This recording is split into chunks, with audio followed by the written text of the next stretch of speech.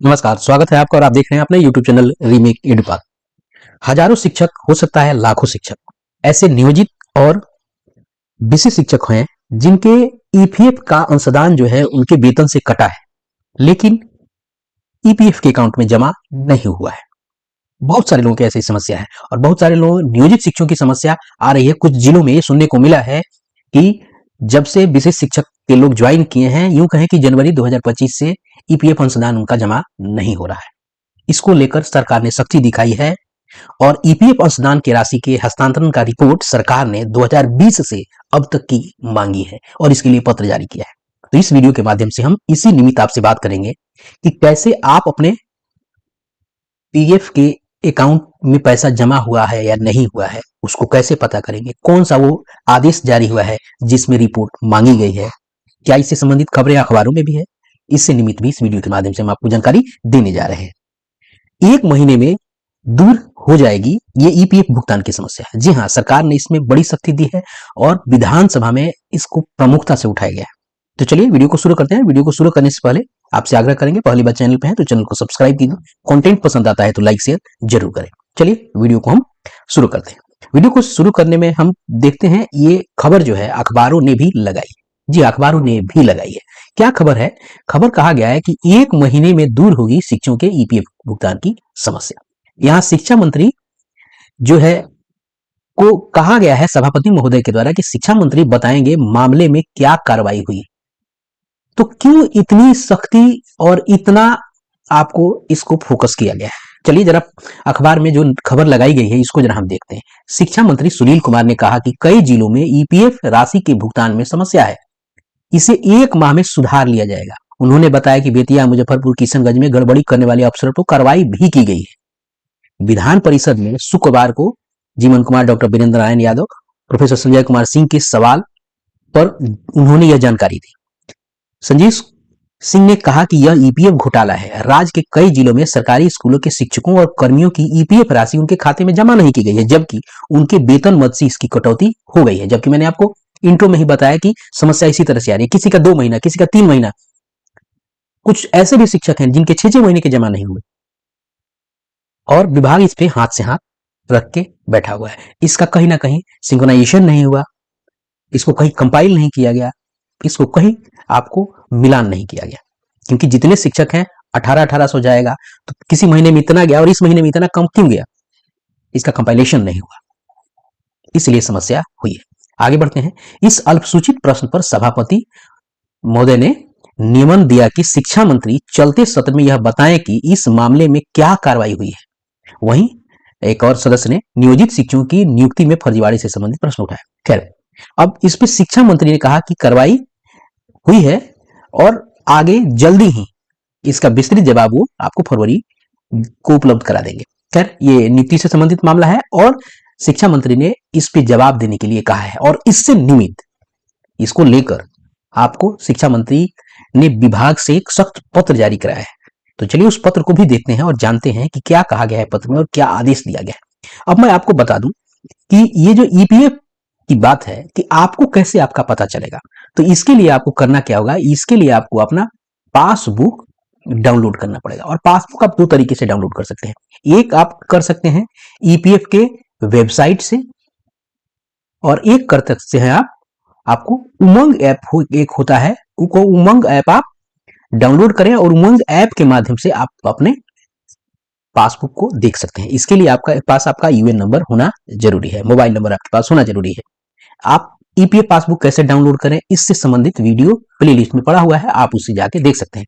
अब ईपीएफ में होगा क्या कि जिस महीने आपका जमा नहीं हुआ है, आपके वेतन से तो हर महीने कटता ही है, लेकिन जिस महीने का जमा नहीं हुआ है उस फाइनेंशियल ईयर में, उस साल में देखिएगा वो महीना आपका नहीं रहेगा।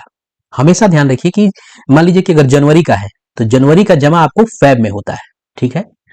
तो मान लीजिए जनवरी का नहीं जमा है तो फेब में नहीं जमा है तो वो महीना वो नहीं रहेगा।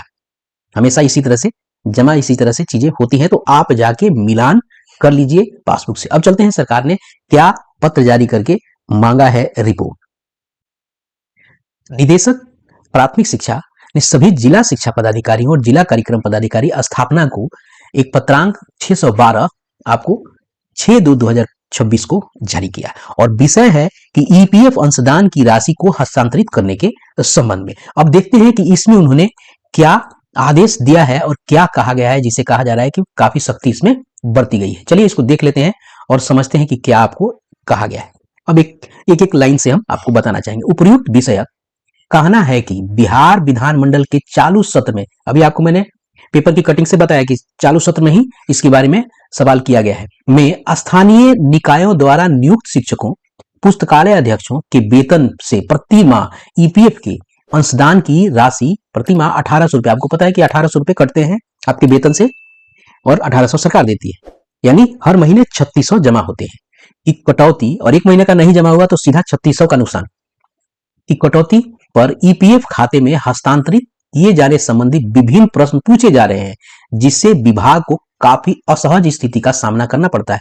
यहाँ विभाग को एम्बैरेसमेंट होती है कि सवाल उससे संबंधित आ रहे हैं और यहाँ कुछ ऐसे विशिष्ट शिक्षक हैं जिन्होंने जल्दबाजी की है। मैंने शुरू में ही मना किया था कि जिन लोगों का नहीं जमा हुआ है आप जल्दबाजी नहीं करें, क्योंकि कम से कम 3 वर्ष तक ईपीएफ अपने पैसे को रखती है, उसके बाद वो सस्पेंस अकाउंट में जाता है। पैसा तो हमेशा आपके पास अकाउंट एक्टिव रहता है, मिल जाएगा, कुछ दिन बाद वो सस्पेंस अकाउंट में चला जाता है, जिससे बाद में आपको निकालना होता है। कम से कम 3 साल तो आप एक्टिव मोड में रहेगा ही रहेगा, लेकिन फिर भी बहुत सारे लोगों ने निकाल लिया, अब उनका कुछ नहीं अभी हो सकता है। खैर ये विभाग आगे उस पर बात कर सकती है अगर आपका ज्यादा अगर बाकी है तो। खैर जिन लोगों का बाकी है, जिन लोगों ने नहीं निकाला है, वो तो इसे जरूर ध्यान से जरूर देख लें।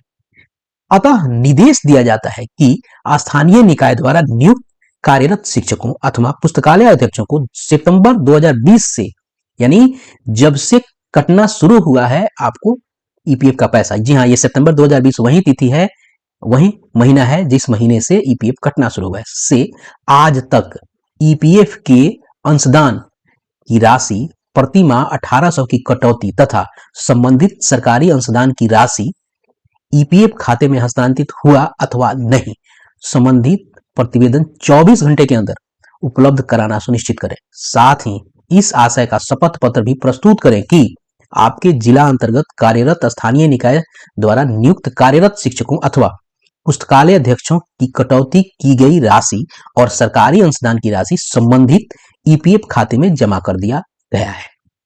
अब सरकार इनसे एक एफिडेविट मांग रही है, किससे? विभाग से, जिला के आपको कार्यालय से, कि आप बताइए कि जो भी शिक्षक हैं जो जिनका आपको ईपीएफ की कटौती हो रहा है, वो सितंबर 2020 से अब तक की उनके जमा होने वाली स्थिति क्या है। उनके वेतन मद से कटौती हुई, लेकिन क्या वो जमा हुआ कि ईपीएफ खाते में?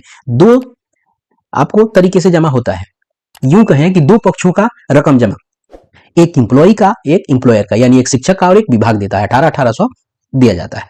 तो आपके वेतन से तो कट गया, सरकार को तो देना ही देना है, लेकिन हर महीना आपके वेतन से 1800 रुपया कट रहा है, माइनस होकर आपको मिल रहा है, लेकिन 1800 ईपीएफ खाते में जा नहीं रहा है।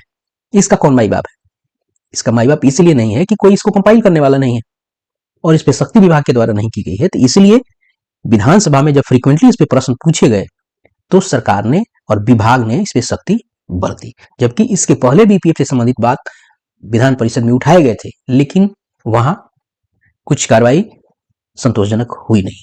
खैर यहाँ 24 घंटे के अंदर ये सारे के सारे मामले निपटाने की बात कही गई है। तो ये था ईपीएफ से संबंधित आपको जानकारी देने के लिए कंटेंट इन्फॉर्मेशन। तो मिलते हैं जल्दी ही नए कंटेंट और नए इन्फॉर्मेशन के साथ। अपना ख्याल रखें। जय हिंद।